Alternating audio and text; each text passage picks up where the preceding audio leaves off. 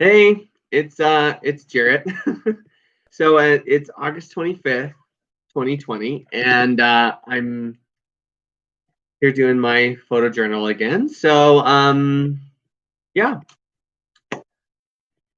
today has been a pretty crazy day.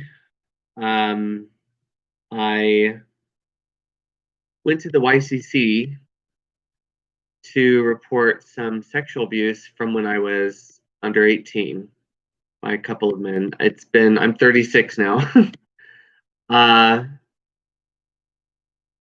and sorry. I don't know why I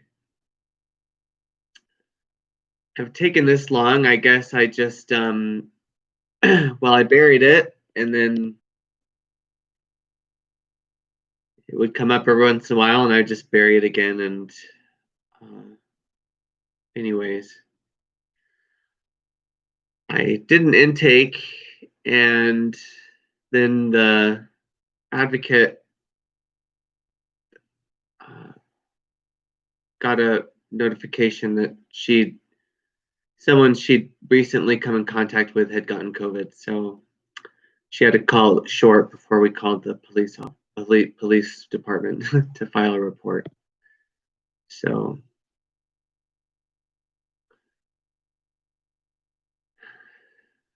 I have a lot of feelings about it. I'm afraid I'll get blamed, and I'm afraid for uh, what's that called when someone tries to like punish you or get you back or something for reporting something. I don't know the word. I can't think of it right now. But and one of them is fairly influential, and I think it could stir up some stuff. Anyways, but it just keeps coming up for me, and I thought I'm just gonna do it.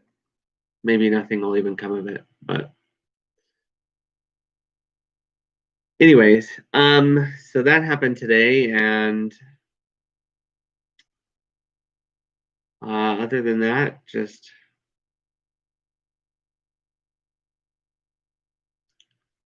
another day, just trying to get by. Oh, I paid a bill. Well, I settled the bill. It's an old bill for Verizon, but that felt good. I'm trying to improve my credit. I have these voices in my head that tell me it's like really important or something, but which I don't agree with them on. But also, I do see. I mean, it would be nice to have good credit again. So I used to have good credit for the Great Recession. I just never recovered. I just kind of gave up. But anyways, so yesterday I didn't do one of these. But we read from A Course in Miracles, chapter 2, section 1, the origins of separation. And we talked a little bit about how when God extends himself, when he creates like the like from like people. So if God is perfect, whole, and complete love, then everything he creates is perfect, whole, and complete love. So we, as his creation or part of his creation, are perfect, whole, and complete love, and we just don't realize that. We kind of fell asleep at the wheel and thought ourselves to be separate from him, and in doing so became fearful of him and fearful of his wrath or his judgment, and that's called duality, where we see ourselves as separate from God. But really, we're not. We're perfectly home and safe in his arms, and we could never be separate from him. We could never leave him, and he would never leave us. And we just have to wake up to that fact. We have to remember who we are, that we're perfect children of God, that He loves us perfectly, He sees us perfectly. And that's just such a beautiful thing. And so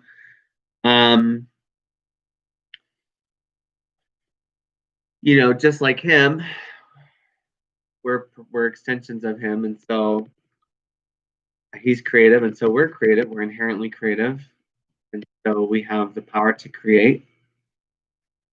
And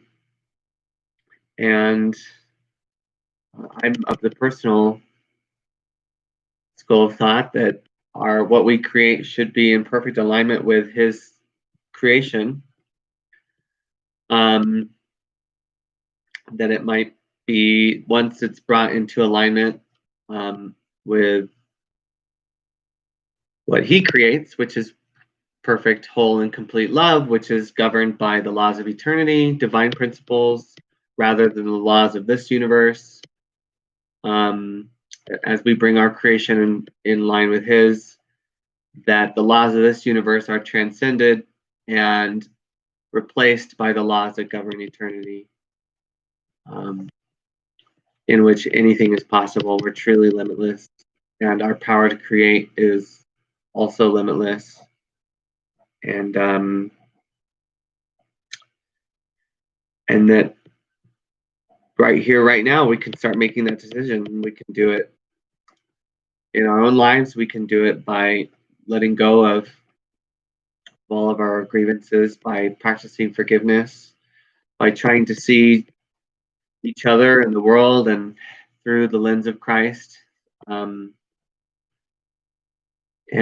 start acknowledging that not only are we perfect children of God, but every spiritual being we look upon is also the same, and helping them remember that, trying to put that message into everything we say, every decision we make, and really try and extend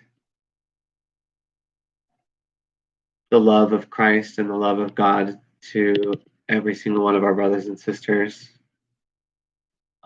and bring this world more into alignment with being safe and happy and my mind thought wholesome. And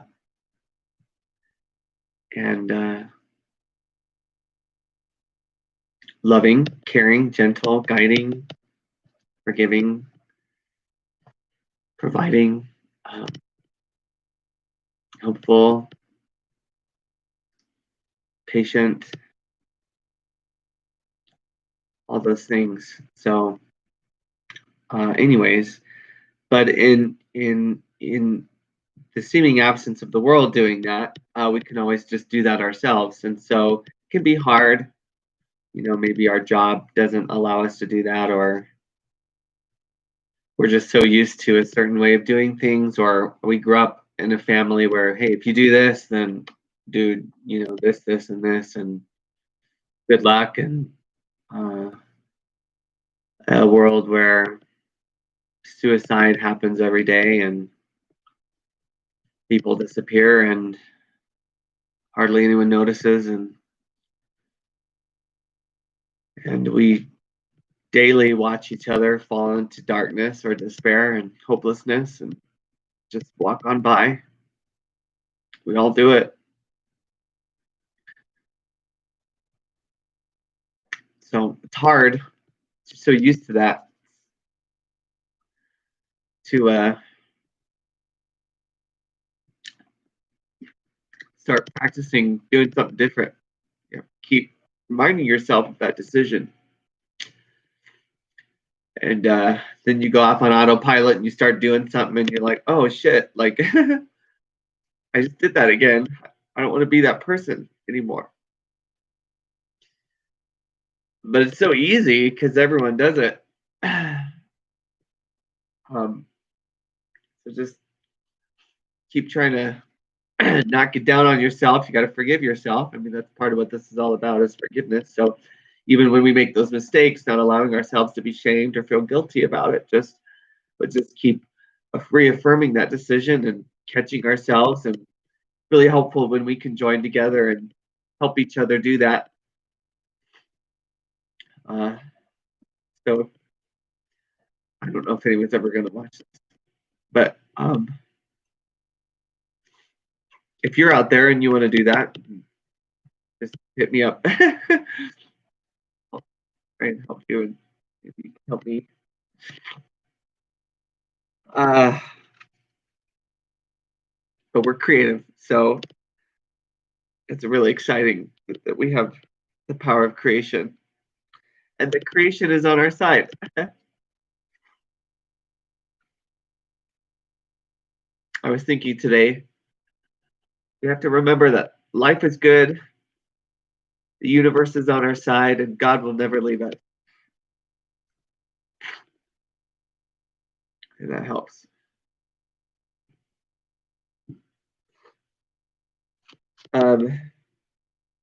Anyways, I thought this was interesting. It says here, the Bible says that a deep sleep fell upon Adam, and nowhere is there a reference to his waking up.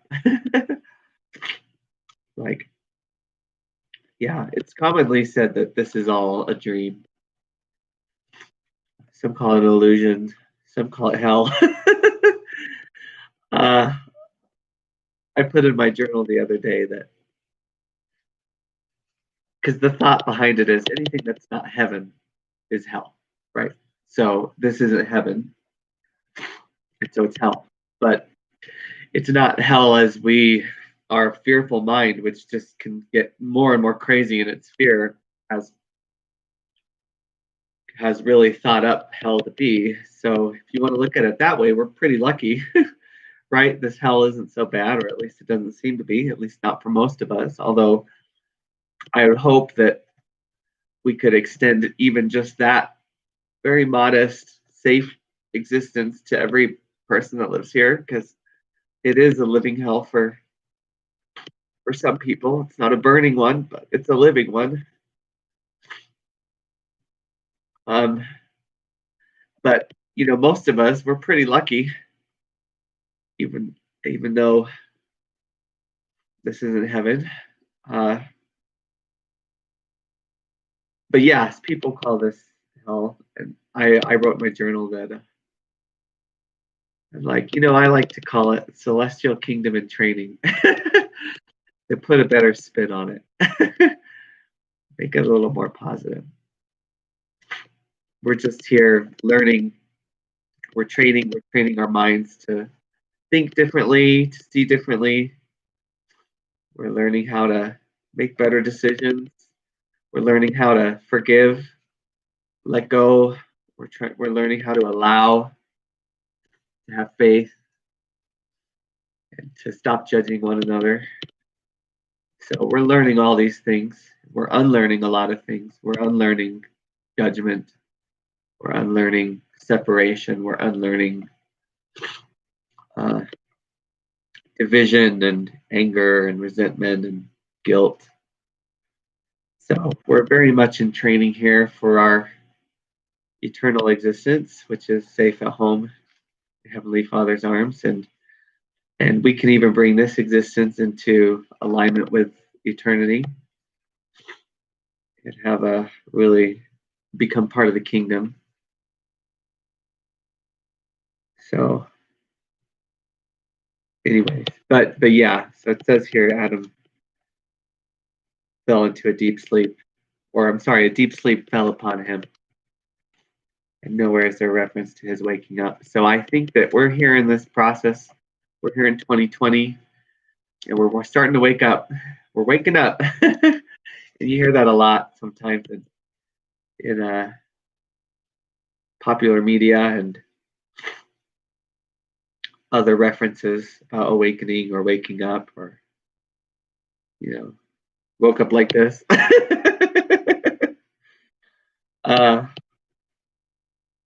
So anyways, so today, that was kind of yesterday.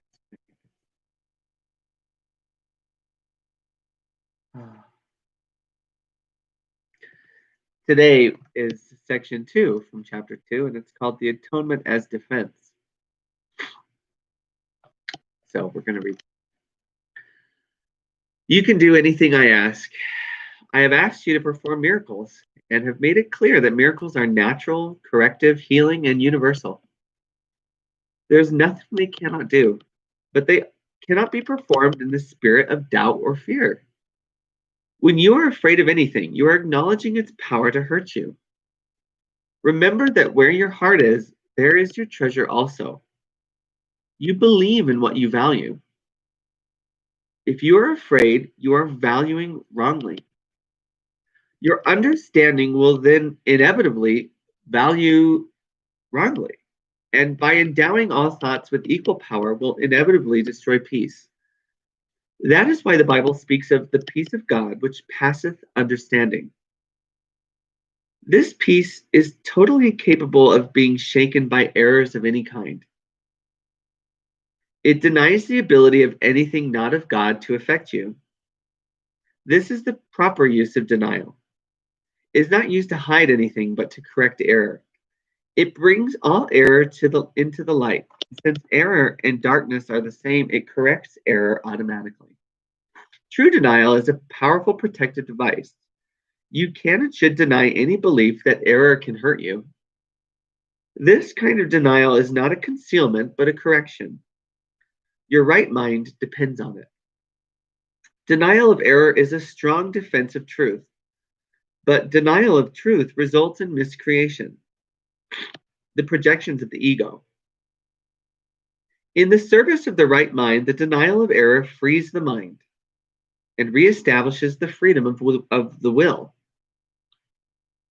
When the will is really free, it cannot miscreate because it recognizes only truth. You can defend truth as well as error.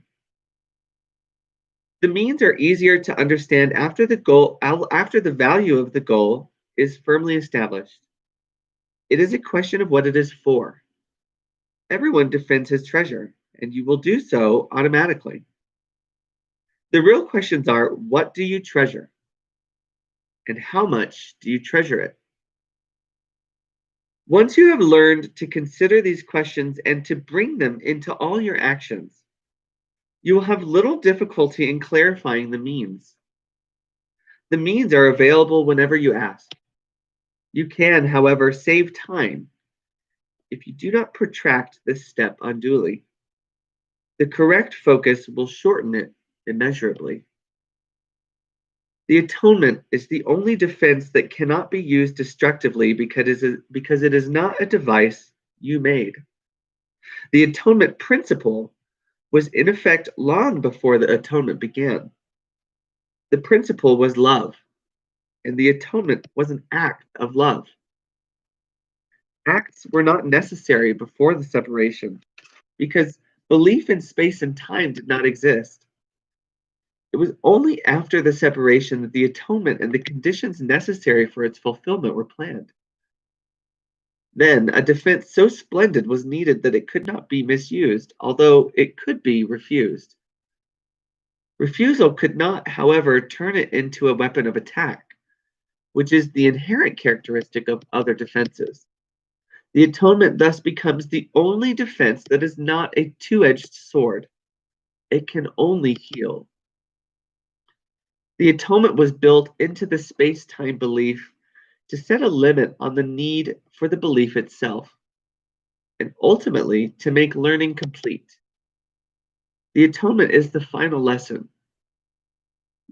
Learning itself, like the classrooms in which it occurs, learning itself, like the classrooms in which it occurs, is temporary.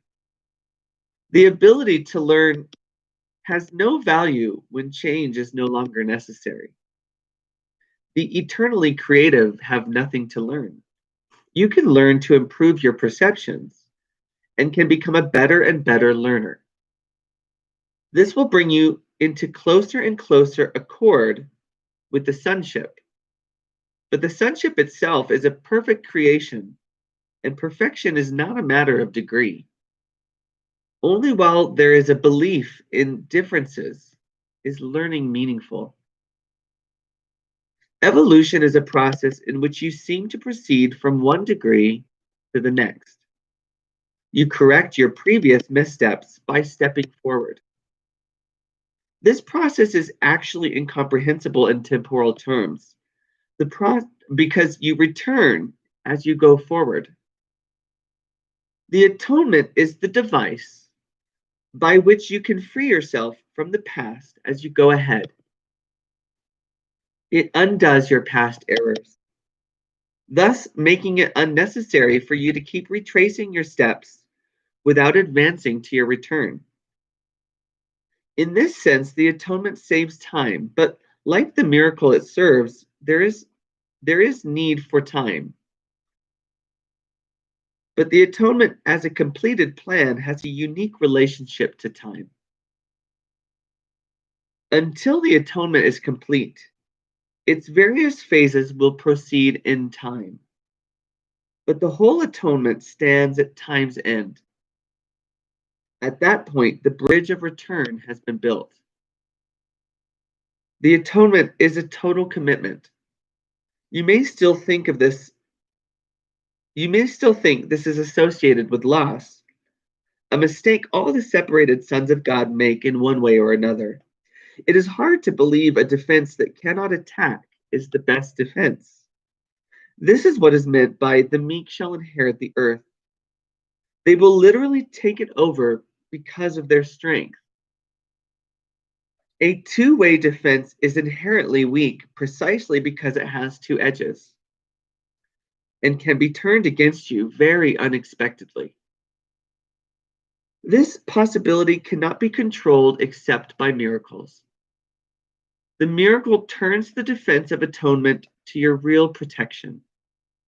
And as you become more and more secure, you assume your natural talent of protecting others, knowing yourself as both a brother and a son.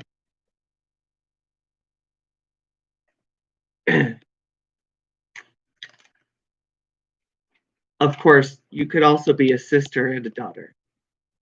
And these are the same thing. It's a little patriarchal. But we're all, when it says the sonship, the summation of humanity, every living human being here on this earth, as one, because we're all part of one. We're all part of the same creation. We're one species. We're one brotherhood of man. Sometimes they call it. And so in the course, Jesus calls us the sonship. We are all one. We are the sonship. Well, I guess actually, my understanding is the sonship, which we are because we are perfect. We just have to remember that is us at our full realization of our truest selves. So we are the sonship, and you should see yourself as the son right now, or daughter. Now, while we seem to be asleep or away from heaven or denying our true selves or our natural inheritance, which is the kingdom of heaven, while we seem not to be in that existence, we are also referred to as the prodigal son. So all of us here on this earth, we are the prodigal son, for we have wandered. And we think ourselves to be separate. And if you know the story, the prodigal son is afraid of his father's judgment or anger, or that he will be seen as less than for having wasted all of his wealth. Because we have been given everything, the whole perfection of creation, and it does seem like we've wasted it, doesn't it? Like we're throwing so much of it away, especially as all this is going on here, and the planet, it keeps getting sicker and sicker because of our need for more, and our refusal to do things a better way. we're truly embodying that prodigal son while he's out, just throwing away everything that his father gave him. But the beauty of it is, when he arrives home, he is celebrated. It's a joyous celebration. It's a homecoming. It's and none of that is held against him. He is perfect. He is seen by his father as perfect. He's just so overjoyed that he's home again. And as we are at this turning point in this world or in this country or even just in our individual lives, as we awaken, we can realize that that's true, and that we don't need to fear our Father or His judgment. He wants us home. Sorry, I'm so cheesy. He just loves us so much, and it's time to turn the corner and start moving back toward Him. And however you understand Him or see Him or know Him, His presence in your life, or maybe you don't at all, and this is perfectly for you too, because you deserve a perfect life, and you are not your mistakes. And we should be joining together in this shift toward light and love, toward letting go of all these grievances and these warring factions, these ancient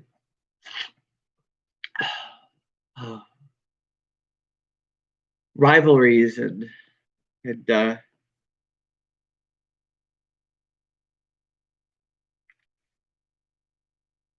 judgments. So many judgments. And start moving into something much more in alignment with what Heavenly Father created. Yesterday it says that Eden is the pre-separation condition, a state of mind in which nothing was needed, where there was no lack at all. Nothing was needed. I need this. I need that. Oh my gosh, I need more time. I need more money. I need to be seen this way. I need. There's not enough. There's not enough. None of that existed. It was perfect, right? And we can have that again, right? And we should be joining together, coming together in love as brothers and sisters to start moving back in that direction. And I know it's scary right now because you look at the world, it's like, oh my gosh, there's not enough. It's panic. Some people are like, the apocalypse is coming. Others are like, collapse. There's going to be, the planet can't sustain this. It's just all this worry, all this lack, all this fear. So we're denying the opportunity to take this moment to just shed all of that and just give it up to God. Just give it to the Holy Spirit. Say, you know what? I'm just going to follow Jesus. But maybe you're not Christian, but we're just going to do the right thing. We're going to join together. We're going to just start making small changes where we can. Big changes, great. But, if something seems too difficult, what can we do that's a small change that's across the board that we can offer to everyone, that will just kind of help everyone? There might be a few people that are like, well, it might help everyone, but it's not going to help me. And it's like, trust me, it's going to help you too. It's going to be okay. Sorry, I'm just blabbing today. Oh, so yeah. This was cool. He says, evolution is a process in which you seem to proceed from one degree to the next. You correct your previous missteps by stepping forward. This process is actually incomprehensible in temporal terms because you return as you go forward. So reminds me of this dying language in Russia.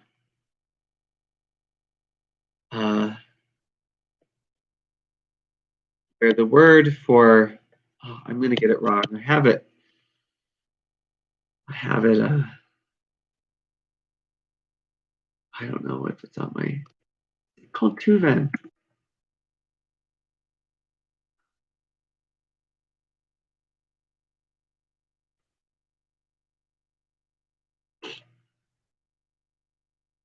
They're called the Tuvans. They're in East Siberia. But it was this article I read in National Geographic about dying languages. And there's thousands of dying languages on the earth right now, and over 1,000 of them are in Russia. And here it is. Vanishing Voices is what it was called. This is from 2012. But